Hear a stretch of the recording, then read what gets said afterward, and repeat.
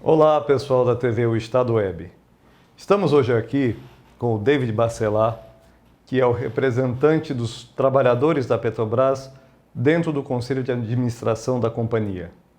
Ele veio aqui hoje nos visitar e para a gente ter um bate-papo a respeito de como se encontra hoje a situação da companhia petrolífera, que já foi, em termos de valor de mercado, já esteve entre as 10 maiores do mundo, e devido a uma série de problemas, ao petrolão e outras coisas, outras questões, ela acabou despencando nesse ranking para quase acima da posição 400. David, boa tarde, tudo bem? Eu queria que você dissesse para a gente como está a mobilização. Você falou que a categoria, né, os petroleiros, eles estão numa questão de quase um estado de greve, devido a uma série de circunstâncias que têm ocorrido dentro da empresa. E o que está faltando realmente para essa paralisação ocorrer e o que vocês estão levando em conta para não deflagrar essa greve de imediato? Boa tarde, Marcelo. Boa tarde aí, telespectadores, internautas, né, que estão acompanhando aqui a TV O Estado.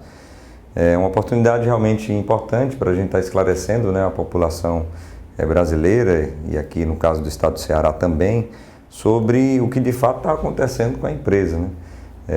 Você colocou uma informação importante, realmente a empresa ela cai em sua posição em valor de mercado, como uma das maiores empresas do mundo, mas isso a gente leva muito em consideração a especulação também que há no mercado de capitais. A empresa, apesar dessa queda no ranking, ela continua sendo a maior empresa produtora de petróleo do mundo de capital aberto, batendo a Exxon, a Shell, a Chevron, a British Petroleum, as maiores petrolíferas de capital aberto do mundo, demonstrando que a empresa ela continua com uma boa capacidade e excelentes resultados operacionais. Infelizmente, a gente não tem a divulgação dessas informações, né? Mês passado, por exemplo, a Petrobras ela conseguiu bater um recorde de produção no pré-sal. Chegou a mais de 1 milhão de barris de petróleo produzido por dia no pré-sal brasileiro, algo que nenhum país no mundo conseguiu em tão curto espaço de tempo, né? São apenas 8 anos, chegando ao 9º ano de produção. Os outros países chegaram a 800 mil barris por dia, lá pelo 15º ano, 16º ano de produção. Então a empresa ela ainda tem um potencial enorme, basta apenas que esses potenciais sejam otimizados e a conjuntura pela qual nós passamos no momento de uma queda exacerbada do preço do barril do petróleo, o aumento do dólar, o alto endividamento da empresa, que essas questões sejam sanadas para que a empresa ela passe por esse momento conjuntural muito específico, para que ela volte aí a crescer de forma majestosa como sempre foi. Porque essa questão do trabalho da Petrobras, ele mexe diretamente com a população, né? Exatamente, exatamente. Por ser uma atividade essencial para a população brasileira, a lei de greve nos enquadra assim, como uma atividade essencial e que tem que ter um cuidado ou uma legislação específica para isso. Então são vários rituais, desde formalização na comunicação da Assembleia, edital em jornal, formalização das atas que deliberaram a Assembleia, divulgação disso para a categoria, tentar estabelecer acordo de greve, no nosso caso com a Petrobras, para se estabelecer cotas de produção, equipes de contingência mínima nas unidades para que a população não seja atingida. Se alguém vier a ser atingido, sejam as grandes indústrias que recebem diversos produtos da Petrobras. Existe alguma coisa, alguma possibilidade, talvez, quiçá, dessa refineria voltar pelo menos à mesa de estudos? Ou pelo que tem sido visto até agora nessas reuniões do Conselho, é ponto fechado mesmo?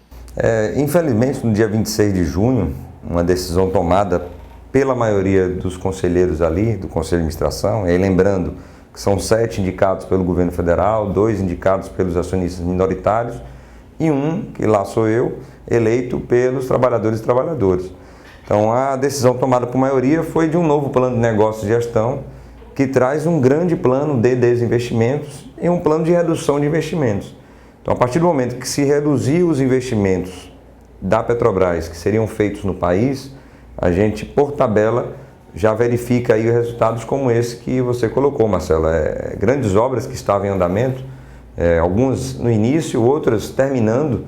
No início, Prêmio 1, Prêmio 2, terminando com PERJ, Abreu e Lima, aqui em Pernambuco. elas estão sem os recursos necessários para que elas sejam conclusas, além lá da fábrica de fertilizante no Mato Grosso do Sul, também em Minas Gerais. Isso traz um prejuízo para o país, para a nação, não só para a categoria petroleira, mas para toda uma cadeia produtiva que gira em torno da atividade de petróleo, né? Aqui você tem metalúrgicos, profissionais de construção civil, montagem, metalmecânica, químicos, petroquímicos, aí falando aqui mesmo no Ceará. Você teria uma refinaria que seria a primeira geração para uma petroquímica que seria construída ali no PECEM. É o polo petroquímico do PECEM. Depende da refinaria, necessariamente. Isso sem falar nos milhares de empregos que seriam gerados não só na atividade fim, como também para alimentação, segurança, logística, transporte, tudo. Quer dizer, foi uma perda grande, significativa para o Ceará, e até porque a demanda pelo petróleo, pela gasolina, pelo combustível, né, óleo diesel, ela continua crescendo, né? Apesar de um ritmo mais lento, porque a venda de veículos caiu bastante, mas ainda existe um crescimento ali em algum setor específico, né? Tanto que a gente importa ainda muito combustível, né? Derivado de petróleo, a gente ainda importa em torno de 500 mil barris dia. Isso é um número alto. E a tendência é aumentar se nós não tivermos essas refinarias. Se não entrar Comperj, se não entrar Abreu e Lima, a gente vai ter um déficit muito grande aí de derivados de petróleo. Então, infelizmente, esse plano de investimentos reduziu e há um plano altíssimo de venda de ativos. Está lá no plano de negócio e gestão, está no site da Petrobras, e aí qualquer pessoa, cidadã pode acompanhar isso lá, na relação com os investidores, num link específico. São 57,7 bilhões de dólares em ativos a serem vendidos, colocados no mercado. Então, nós entendemos muito claramente, não somente eu, que sou conselheiro eleito pelos trabalhadores e trabalhadoras, mas o movimento sindical petroleiro, e aqui estamos aqui em Fortaleza, no Ceará, com o Sindipetro Ceará Piauí, nós entendemos claramente que existem outras alternativas para garantir essa geração de caixa para a empresa manter os seus investimentos e pagar as suas dívidas que são aí arroladas para algumas até para 100 anos. Então existem outras alternativas, nós queremos discutir e apresentar essas alternativas, mas infelizmente até então os canais de diálogo e comunicação e negociação com a nova gestão e com o governo federal, infelizmente estão muito difíceis. Até porque o governo federal que é o maior acionista, né? Ele é, vamos dizer assim, o dono da companhia, né? E ele vem travando um pouco isso. Aliás, voltando a falar um pouquinho, estava nessa questão da gasolina, né? O governo ele manteve o preço da gasolina, vamos dizer, congelado, né, dos combustíveis de uma maneira geral durante alguns anos, né? Principalmente antes da eleição, e agora ele vem soltando, desenfreando. E qual foi o prejuízo que isso causou para a empresa? Quer dizer, ela comprava um combustível mais caro no exterior e tinha que vender com um preço menor aqui dentro. Isso é verdade. É interessante lembrar que na década de 90, ou melhor, desde sempre, a Petrobras até 2002, ela acompanhava a paridade de preço com o mercado internacional. Então, o preço na refinaria ele variava diariamente. Então, o preço do barril subia, o preço do derivado do petróleo, a gasolina, diesel, por exemplo, na refinaria aumentava junto, na refinaria. Havia uma negociação com a ANP de estabelecimento de 30 dias, de 30 em 30 dias, esses preços serem reajustados para o mercado, nas distribuidoras e nas revendedoras. Até 2002 era assim. A partir de 2003, já com o governo Lula, o processo de paridade internacional ele foi interrompido. Então, o preço era controlado pelo Estado até um determinado ponto, para dar um fôlego para a população, é claro também para controlar a inflação e atender a demanda interna. Isso foi muito bem até 2011. Infelizmente, em 2011, e aí com a subida desenfreada, isso foi bom e ruim para a empresa, né? Bom porque tornou-se um exportador de petróleo, vendendo muito caro, petróleo a mais de 100 dólares. Em 2011, 12 e 13, deu problema com o preço dos combustíveis aqui. Você falou mesmo, Marcelo, né? Havia importação a esse preço e se vendia aqui a um preço muito mais baixo. Isso gerou um déficit, não foi prejuízo, porque a empresa alçou lucros nesses anos devido a justamente isso, a esse período. Mas a empresa deixou de ganhar em torno de 60 bilhões de reais. E esses 60 bilhões hoje estão fazendo muita falta agora. O governo, na época, fez certo porque você tinha que ter esse controle da inflação, não dava para a gasolina chegar a R$8, como poderia acontecer na época, você não poderia sufocar a população dessa forma. E também teria que atender à demanda interna.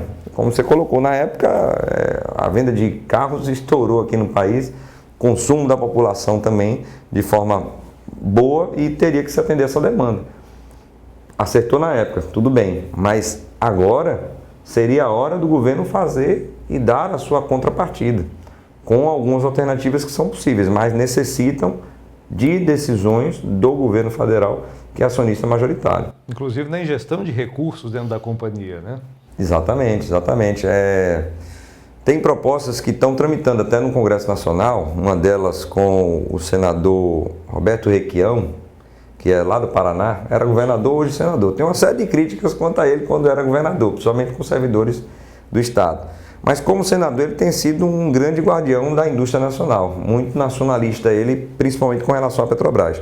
Então tem um projeto de lei tramitando no Senado em que ele tenta fazer com que o governo faça o que fez lá em 2008, em que o governo utilize recursos do Tesouro Nacional, das suas reservas, para o BNDES, e o BNDES lance linhas de crédito como fez em 2008. Em 2008 foram 178 bilhões de reais injetados no BNDES, onde ele lançou linhas de crédito para a indústria nacional. Então seria a hora agora do governo fazer o mesmo com a Petrobras. Para isso é necessário uma mudança na legislação para que o BNDES possa emprestar um percentual maior para a Petrobras e para as outras estatais. Essa é uma alternativa muito clara. Uma outra alternativa que estamos tentando negociar com o governo federal. A China é um grande país que, apesar da redução do seu crescimento, ainda cresce muito se comparado principalmente ao Brasil. Com certeza. Então, deve ter recessão esse ano. A recessão, 4% de crescimento Então necessitam de óleo, necessitam de petróleo. Então há possibilidade, como foi feito em 2009, de você pegar esse recurso, esse financiamento da China e pagar através de óleo a longuíssimo prazo. É uma possibilidade real. E uma outra que está sendo ventilada, mas devido à fragilidade atual do governo, que a gente espera que isso seja resolvido, que o país precisa andar, seria de fechar o capital da Petrobras. É uma possibilidade muito viável hoje, porque as ações em baixa, como você colocou aqui no início, hoje em torno de R$9, chegou a R$6. O governo fecharia o capital da empresa com 30 bilhões de reais. Algo viável, execuível. Bastava uma decisão de Estado para fazer isso. E diga uma coisa, essa questão da venda dos ativos, né? Quer dizer, a companhia ela vai tirar da sua guarda algumas empresas, né? A BR Distribuidora e tal, e isso vai impactar de que forma dentro da classe trabalhadora mesmo, dentro do corpo de colaboradores da empresa? Essa é uma grande preocupação nossa, né? Foram duas decisões no Conselho de Administração quanto a isso, na verdade uma muito clara e outra que está a se aproximar. Posso falar dessas duas porque foram comunicadas pela empresa via fato relevante ao mercado, tanto para a CVM quanto no próprio site da Petrobras, que foi a da BR Distribuidora, que você acabou de citar, onde no mínimo 25% das ações serão negociadas com o novo mercado. Então a empresa que hoje é 100% Petrobras, ela vai ter o seu capital aberto e bem provável que seja um grande investidor internacional para ter recursos nessa monta para comprar 25% das ações da BR Distribuidora. Salientando que é um momento ruim até para quem tem visão de mercado se fazer isso, porque hoje os ativos estão em baixa na indústria do petróleo. Segundo informações do Diese, em torno de $1 trilhão em ativos estão disponíveis no mercado, de ativos a serem vendidos. Então isso faz com que o preço ele despenque naturalmente, lei da oferta e da procura. Então não é um momento adequado para quem tem essa visão de mercado, e a empresa está fazendo isso. E além disso, teríamos outras possibilidades para a BR Distribuidora. Nós temos dois bons produtos nela, que é o cartão BR, algumas pessoas têm, que acumula pontos, ganha prêmios, está premiando até agora alguma coisa com a Fórmula 1, me parece. Isso você poderia trazer uma parceria empresarial para administrar esse cartão. Tudo bem, isso não é expertise de uma empresa de energia. Então pega uma empresa, sei lá, Caixa Econômica, Banco Brasil ou outra financeira que administre isso e dê uma maior rentabilidade para esse negócio. Lojas de conveniência, é uma rede de mais de 7.000 postos. Pega alguém que administra isso e faz esse negócio se tornar rentável e a empresa angariar recursos com isso. Manter o foco na sua atividade essencial. Exatamente. Até aí não há divergência, mas abrir o capital da empresa para ela se tornar resguardada, entre aspas, fragilizada na verdade, diante das regras do mercado de capitais é absurdo. Até porque isso, como você perguntou, traz prejuízos para o trabalhador da BR, porque quando o investidor vier externo, ele vai querer ao máximo angariar mais lucros. Para você angariar mais lucros, você tem que reduzir os seus custos. E com certeza vai reduzir em cima de pessoal, demitindo gente e reduzindo o direito dos trabalhadores.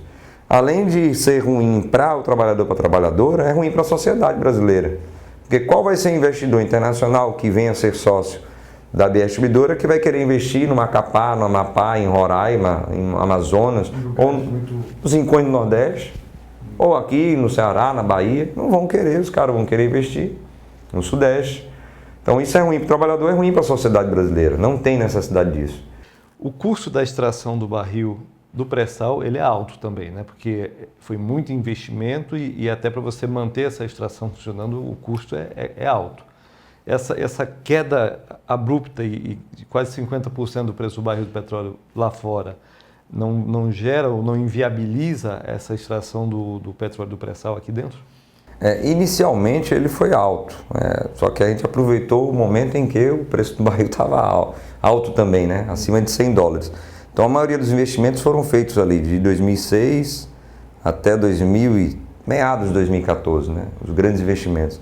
Então a tecnologia necessária ela foi desenvolvida nesse período. Com isso, a Petrobras ela conseguiu desenvolver tecnologia suficiente para ela ter o menor custo de extração do mundo. A Petrobras ela tem um custo de extração no pré-sal hoje de em torno de $9. A indústria petrolífera mundial, o barril, produz isso a $15, $16, custo de extração. O custo de produção total já é um pouco maior, mas ainda abaixo do preço do barril de petróleo hoje, o que traz aí a possibilidade de continuar produzindo. É claro que se um preço do barril ele vai para abaixo de $30, que ninguém espera que isso aconteça, é muito difícil. Ninguém acredita. Ninguém acredita que isso vai acontecer. Chegou a 38, né? Abaixar mais do que 30 e ele vem em ascensão agora. É muito difícil. Aí você já tem uma dificuldade em alguns campos. Do pré-sal a gente ainda consegue manter. O custo total, segundo o companheiro Zé Maria, está girando em torno, que é de lá do Norte Fluminense, e é o presidente da Federação Única dos Petroleiros e Petroleiras, ele disse que é em torno de $17. Então haveria esse fôlego ainda para manutenção da produção. Mas já em outros campos, como campos maduros, temos campos maduros no Nordeste, né? Produção terrestre. Mas existem também campos maduros de produção em mar, inclusive na Bacia de Campos. Então já nesses locais, não seria tão interessante manter uma produção em ativos em que a produção é mais cara, né? O custo é mais alto. Quer dizer, o custo é mais alto, além disso a produção é menor. Bem menor. Então nessa relação você tem um efeito custo-benefício que não é interessante manter. Tanto que algumas plataformas estão sendo desativadas, algumas, o termo mais correto é hibernadas, né? Para garantir um processo de segurar a produção por enquanto, aquelas que conseguem fazer isso, para no momento em que tiver um preço mais razoável voltar a produzir. Algumas estão em hibernação e outras foram desmobilizadas, de fato. Mas o que precisa ser feito, vamos dizer, urgentemente, além das que você já falou, do governo federal fazer a parte dele, trazer recursos para dentro da empresa, para que ela possa retomar um crescimento e voltar realmente a ser esse orgulho do Brasil. Até porque ela tem demonstrado, como nós falamos no início, que tem capacidade e bons resultados operacionais. Produzindo 2.200, 2.800 se considerarmos óleo e gás, produzindo 1 milhão de barris no pré-sal. Então a empresa demonstra que tem capacidade operacional, que tem trabalhadores e trabalhadoras que desenvolveram tecnologia, tem competência suficiente para garantir essa grande empresa que é. Agora, além dessa questão do governo, de fato, intervir na empresa como acionista controlador, tem uma grande questão que aí você citou, Marcelo, na sua pergunta, com relação à questão das repercussões muito mais de imagem da Operação Lava Jato. Então a gente tem uma operação que começa uma investigação buscando outras questões, acha lá Youssef, Paulo Roberto, dentro da Petrobras, e aí lembrando Paulo Roberto, a gente tem que lembrar disso, entra na empresa em 79, engenheiro de carreira. Em 96 ele é escolhido pelo então governo de FHC na época, para ser gerente executivo. E infelizmente entra no governo Lula como diretor devido a um pleito muito forte do PMDB e do PP. E aí, para quem acompanhou isso na época, foi muito forte o peso do Congresso para que essa decisão fosse tomada, né? Há um travamento nas votações do Congresso para que o diretor fosse lá colocado. Então o diretor é colocado a pedido dos partidos, infelizmente, ainda havia muito isso na empresa, na indicação de partidos, e ele entra e faz o que fez, infelizmente. E eu vou fazer não sei se vocês acompanham bem de perto isso, mas ele inclusive esteve aqui no Ceará há uns 2 anos e meio, quase 3, na FIEC, na época da refinaria. E uma coisa, eu estava lá na FIEC no dia, fazendo a matéria para o jornal, e eu não esqueço a expressão dele: empresários do Ceará, preparem-se, rodem o mundo, porque uma refinaria ela demanda muitos equipamentos, se vocês não tiverem condições de produzir aqui, corram o mundo atrás de investidores, e aí acabou morrendo na areia, né? Poxa, a gente vê que o cara ele se perdeu, talvez até fosse um bom executivo, mas ele entrou numa... Esses são alguns dos problemas evidentes, né? Que felizmente, pelo menos isso, o STF ajudou em acabar com o financiamento empresarial das campanhas partidárias. Esperamos aí que a Dilma vete isso dentro da pequena reforma política que foi feita pelo Congresso Nacional. Que isso é uma repercussão muito clara do financiamento empresarial das campanhas dentro aí do sistema Petrobras. Dentro da Petrobras não houve descumprimento algum da legislação, das normas, procedimentos. O que houve aí foi uma grande negociação de uma pessoa ou outras pessoas que foram ali evidenciadas, um grupo muito pequeno dentro da empresa, com um grande cartel da indústria de empreiteiras do país, né? As grandes empresas de engenharia. A verdade é essa, é o que está posto aí na mídia e nas decisões judiciais que estão aí rodando. Então, para barrar isso, a gente já tem um ganho aí na decisão do STF, esperamos que isso seja referendado pela Dilma, do fim das campanhas, ou do financiamento das campanhas através de empresas, o que já ajuda muito. Para a gente finalizar aqui, eu queria que você dissesse, então, a expectativa dos trabalhadores dentro desse atual cenário da companhia e também falasse um pouquinho sobre, com tudo isso que aconteceu, houve aquele escândalo também da refinaria que foi comprada lá nos Estados Unidos, né, Pasadena e tal, e tem algumas ações rolando até fora do Brasil contra a Petrobras. Isso preocupa muito? Como é que está? Eu tenho reservas para poder falar sobre esse tema, mas não preocupa tanto quanto está sendo divulgado pela mídia. Tem um controle com relação a essa questão das ações que estão sendo hoje capitaneadas pela SEC, que é a CVM americana. Então, quanto a isso, a população pode ficar um tanto quanto despreocupada. Não é esse monstro todo que a imprensa hegemônica tem pintado para a sociedade brasileira como um todo. Isso não só os funcionários, vamos dizer, concursados, efetivos, como também aqueles terceirizados que dependem, é uma força importante no trabalho diário da empresa. Exatamente, até porque até então têm sido os maiores prejudicados, né? As grandes demissões estão ocorrendo com os terceirizados e as terceirizadas. Então precisamos dar um basta nisso, é claro que arrumar a casa da forma que é necessário, mas sem prejudicar o trabalhador, a trabalhadora e sem prejudicar muito menos ainda o país e a sociedade brasileira.